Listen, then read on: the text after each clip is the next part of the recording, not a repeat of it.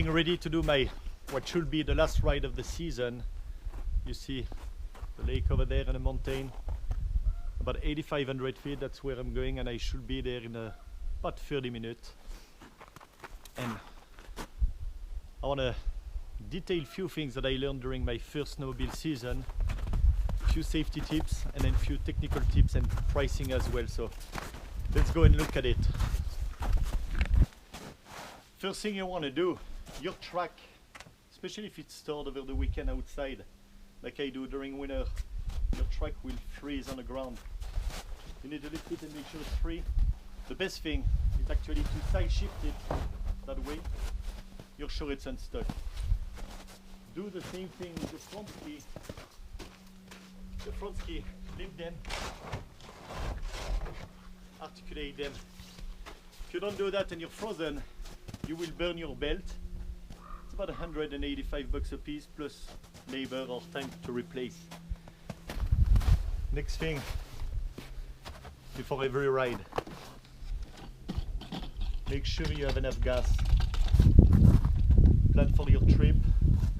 The best is to take off with a full tank. That gas tank on the RMK 600 Polaris is 12 gallon. And I average approximately 9 miles per gallon, so roughly you can estimate that you have 100 miles of capacity in your gas tank. So just make sure it's full. I'm going to add a little bit, and I should be close to the top with those 2 extra gallons.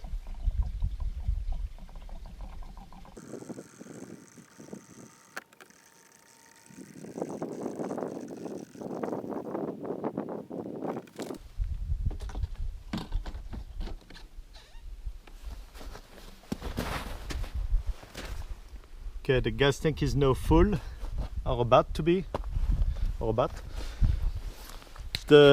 Generally it will run with premium, so double check the specification of your own snowmobile. That one you can put an 89 or 91, it will be more performant and better for the engine if you put 91. So then, underneath the hood,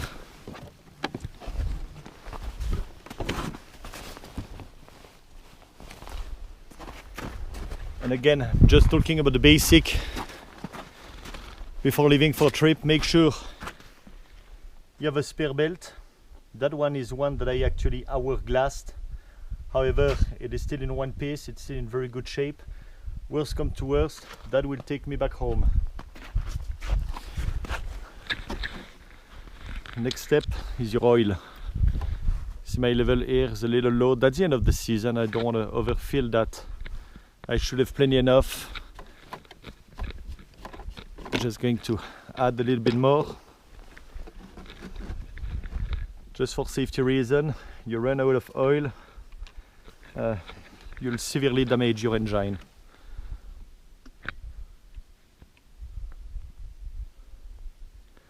So I will talk about the consumption and the cost.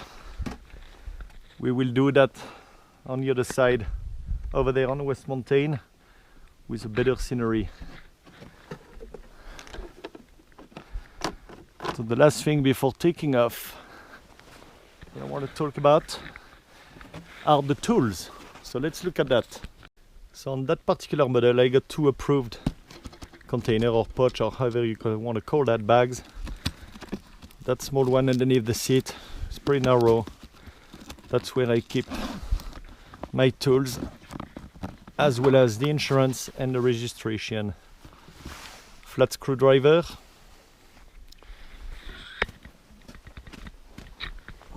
You have 2 screws on both sides to remove the side panels. These take, those are X screws. It takes a Phillips screwdriver. You can do that with a flat. And why I do the flat? Because I can use that in other areas for a few quick checks or repair, such as the drive belt. And for the drive belt, you will need, this is a flat wrench, 14mm. You got your L key, absolutely crucial for that. I added an adjustable wrench.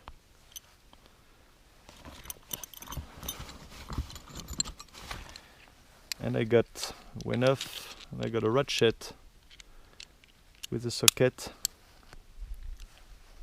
17mm. Got another wrench of 7/16,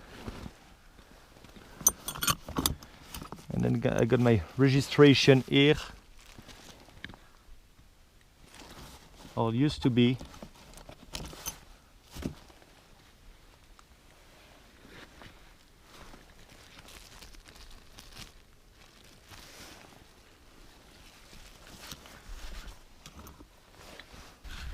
So the adjustable wrench will be useful in case your scratchers are getting loose.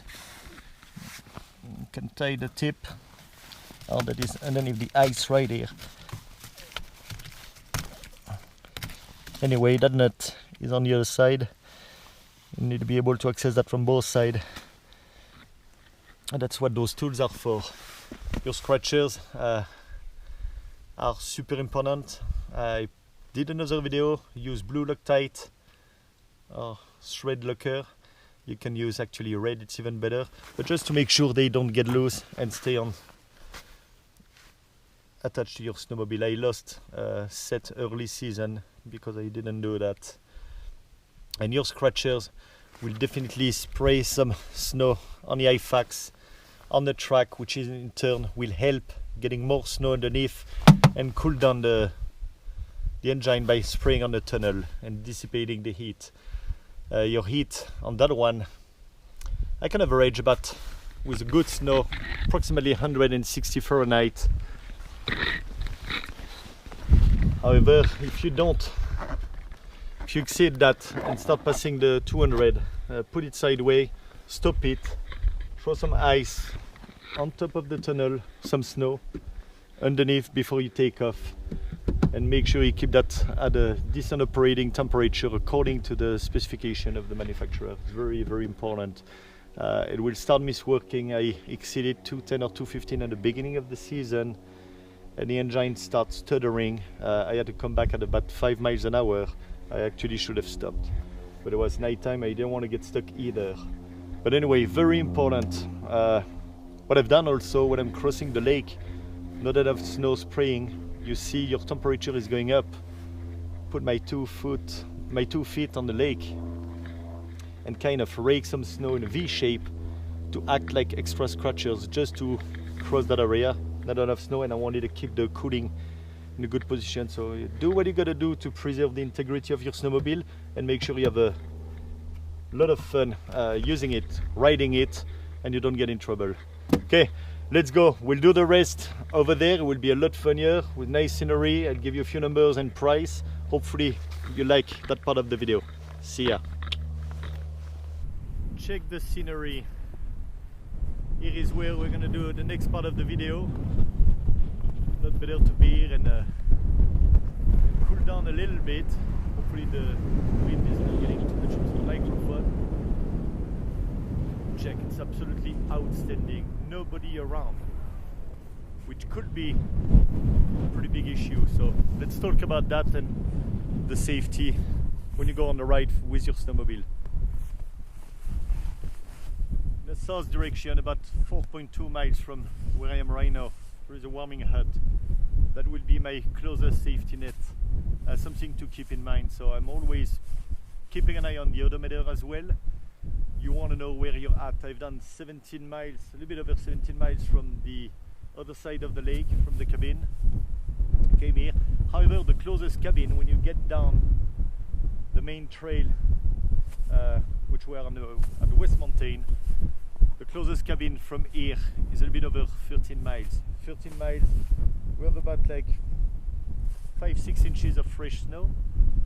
Actually, that is under the sun effect, or even a little wet, so kind of sticky. 13 miles on that will take hours, so that's something to keep in mind. Wherever you're going, remote areas and such, you could put yourself in trouble. If that machine was not starting, it's not going to be a good weekend for me. Anyway, you got to take some risk as well to be enjoying such scenery and get a little bit of adrenaline. Let's talk about safety supplies.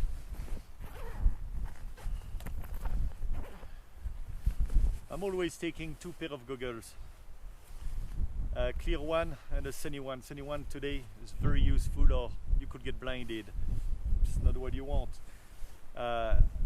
It could get also moist and foggy on it, kind of a pain to see, especially if you get into a whiteout. On those days, I take 2 clear ones. The absolute, and I figured that out after I got stuck the first time, is a shovel. That's a very light aluminium snow shovel. I could say kind of specifically designed for that. Mounts in seconds, it is super light. I don't know, but I would say about like a pound and a half. Very sturdy, good size. If you get stuck, that will get you out. Without it, you could be in trouble as well, burn your belt, and again, not a happy day. So make sure you have that with you. I have other compartment. I put everything in the bag. I could make it a little bit lighter, but it's still good. You have to consider worst case scenario when you get out on such ride, especially if you're doing like I do, solo riding, which you should not. It's not advised to do solo riding in a snowmobile. No choice. I wanted a ride. Nobody to ride with me today, so that's what I do. The main road is closed coming to the recreation area. They're partially opening that during the day, not giving enough time for the people from the valley to drive up here, do a nice day and come back down. Too short. Means that at that part of the season, and because of those circumstances, there is absolutely nobody around. I met 2 riders going back down when I was coming up. It's about like close to 4 p.m. That's not the time where you want to go riding, especially by yourself and in such a remote area. Again, there are certain things that I'm doing, that's my call, trying to make sure I'm prepared, but you never know what will happen. So I'm always taking an extra layer if it gets colder, a nice warm pullover, however you want to call that. I got a hat, always wear a helmet, but if you get stuck and you have to hike for hours and all, it's not comfortable with a helmet. I got a pretty good, pretty warm kind of Russian style hat. It can be a lifesaver. I take an extra pair of gloves. Sometimes you could get super wet, sweating, but also wet snow, and depending on which situation you put yourself in. So you want to make sure you have dry clothes to remain warm in case of you get stuck, just survival mode. Always take a thermos or container with warm drink. And that is awesome. It reminds me Nepal, the Himalayas. I put some lemon powder in it and get warm water. Very important if you get stuck in cold weather, and that could get you going for a little bit. And a hot lemon is one of the most famous drink that you get about for, I think last time I was over there, maybe 30 to 50 rupees, which is about like 30 to 50 cents when you're in Himalayas. So whoever is watching that video and has the opportunity to make it over there, you'll know what I'm talking about. Those famous drinks when you're frozen for hours or days in Himalayas. I also take some water. I managed to make sure that it's lukewarm. It's not cold at all. This is a battery charger. So I can get my battery started. And I also have on that, there is a compass, which I think is useless, and you should know when you're in the outdoor where the north is and where every directions are without a compass. However, if you get in a whiteout, that could still help you. And on that battery, You have a flashlight right here. You have a red light, a red blinking light for safety reason. You have USB plug where you can charge your phone. Make sure you have your cell phone fully charged before you leave. Very important. You may need to place some call and tell some people where you're at.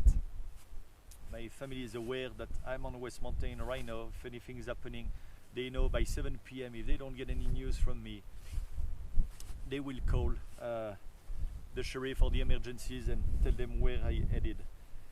And you plug the other one, you can actually jumpstart your own battery on your snowmobile if it was not starting properly. That one luckily has been extremely efficient. Again, first season with that snowmobile, it's been starting every single time. So when I talk about safety, I may cover a little bit more for certain reason and based on the riding style you're doing, such as solo riding. However, I might not cover everything. You know, I don't have all the secret. That's my first season. If someone want to add anything to the video, please feel free. But that's what I found out after doing about a little bit over 1,200 miles as of today for the season. What I found out was crucial to carry with you when you're going on a ride. I have few more things. So something that is very important with being stuck or avalanches is having a beacon. That's something I need to purchase for later. I don't have. I always carry paper. I have some hand warmers. Got few of them in the bag. That could be very comfortable if you seriously get stuck. I have a flintstone if you need to get fire started. So with a little knife. Those are very light, those are very inexpensive. Those are little details that you want to add in your bag as you move along, because that could be a lifesaver. I got another flashlight, got a survival rope,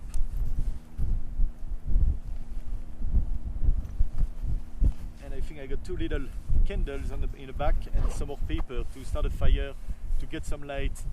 Let's say I needed to spend the night at a warming hut because I'm stuck. And on the side I got a cereal bar. I always take the cereal bar, always stays since it's not a perishable. Took an apple, I took a snack. Always take a little bit of food, a little bit more than you need. You know, it's very light. If you get stuck, that could carry you for a little bit, so don't neglect such.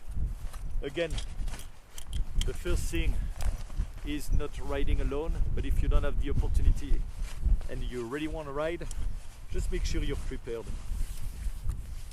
I could end up doing a jump like I did yesterday evening, flip over, get stuck under the snowmobile, break one arm, one leg.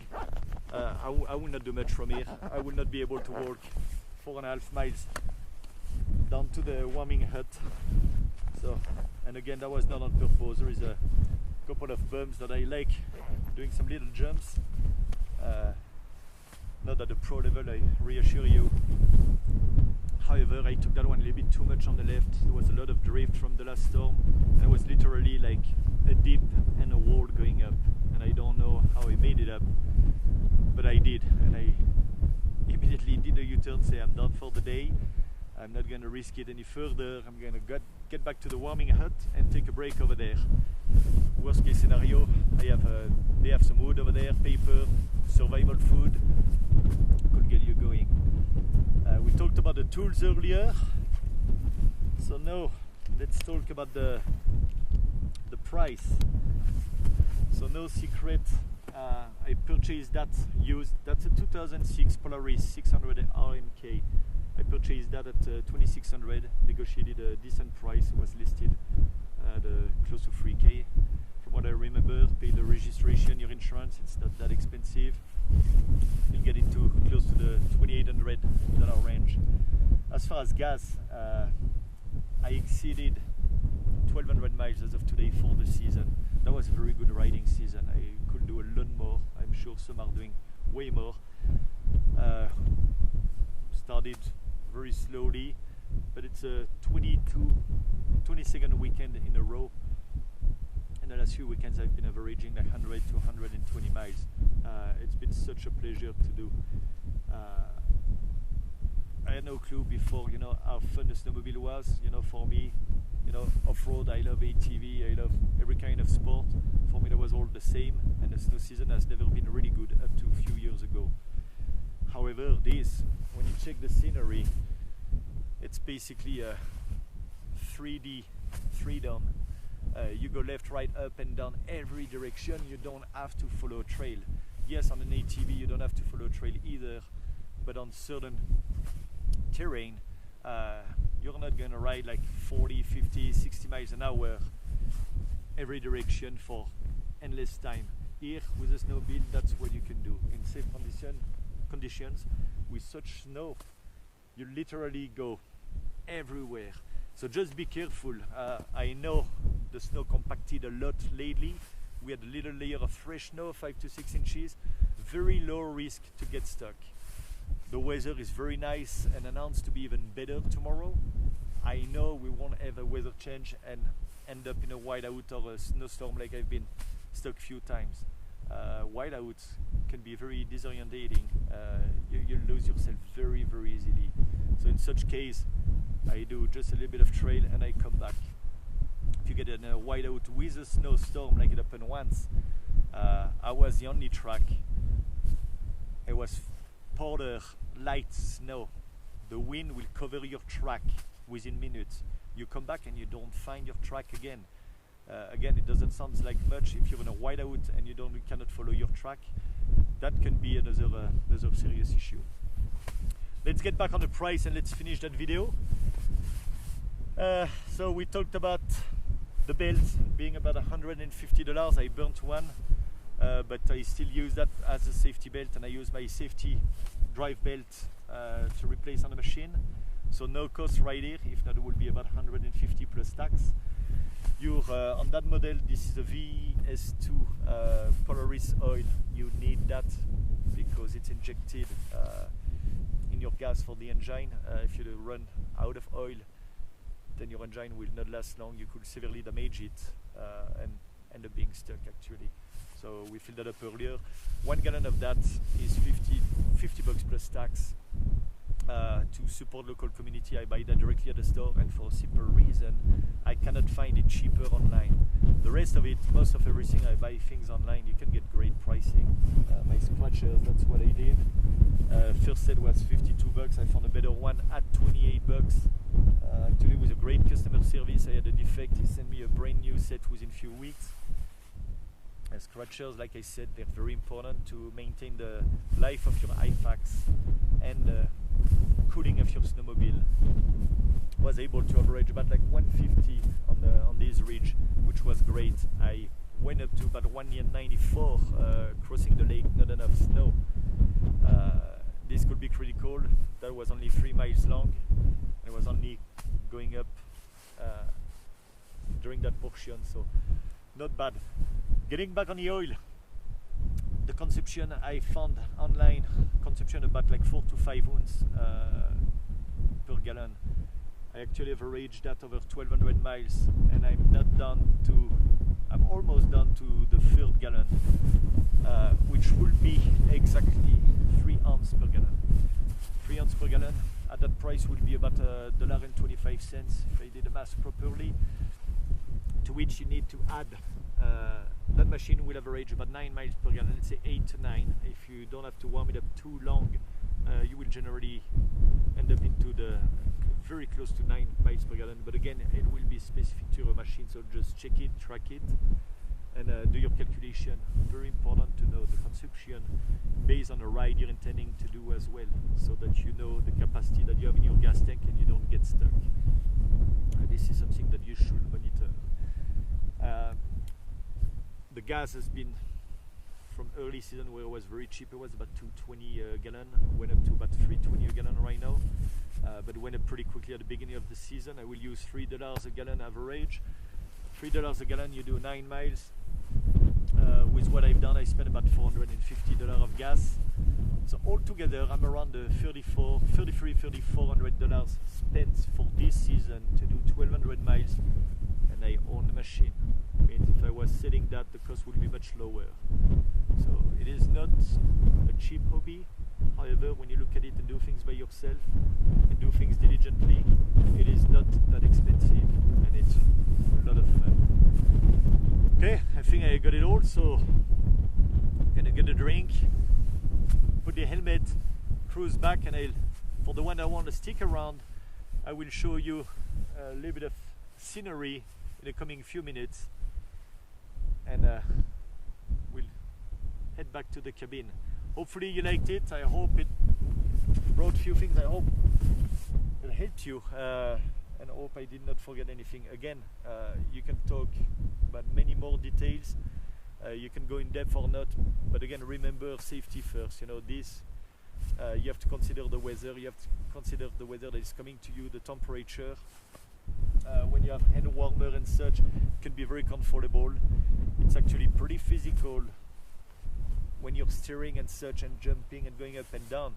However, if you get stuck in a windstorm and you're sweating inside, it could freeze you pretty quickly. I've been a couple of times in those situations. Luckily I was not far and not stuck. I was able to unstuck myself and then get back, but you can get chilly pretty easily. Today is about the best or the warmest day of the season, but this is the end of March, so it's a normal temperature.